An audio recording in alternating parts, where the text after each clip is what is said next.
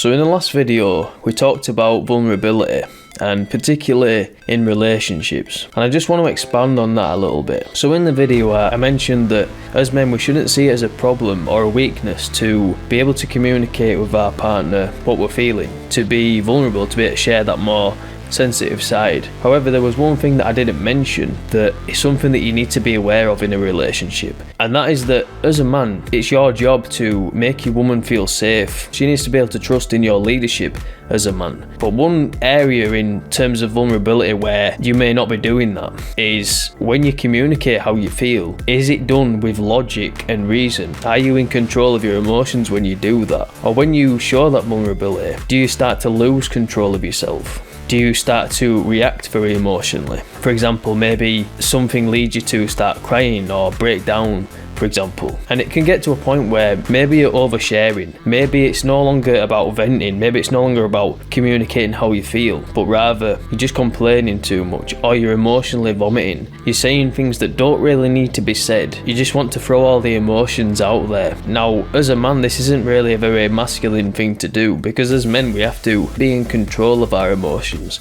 We shouldn't suppress them, we shouldn't ignore them, but we do need to control them. Because as men, we're in a position of leadership, and we have to be able to take care of our woman, we have to be able to take care of our family, our tribe, and to do that, it requires a level of calmness. And as a man, you need to be able to demonstrate that you've got it together. So there can come a point where you are oversharing as a man. You're too much in your feelings rather than what is logical. If you're a man who's constantly in his emotions and you're constantly breaking down every time you talk about something, now that's where you can start to say that yes, it's a weakness, and a woman may even lose attraction for you. She may lose respect for you in some ways. So what I mean to say with this video is, yes, be able to communicate with your partner in a calm and collected way. Don't allow yourself to overreact emotionally speaking. Don't be led by your emotions. And you still have to be able to demonstrate security in yourself. She needs to be able to feel safe in your presence. And when you do share that more vulnerable side, you also have to be capable of getting right back to it as a man. You can't allow this vulnerable side to take over who you are. You still have to be able to get on with it. You still have to be able to get back to work. And the way that you should view vulnerability, it's like armour.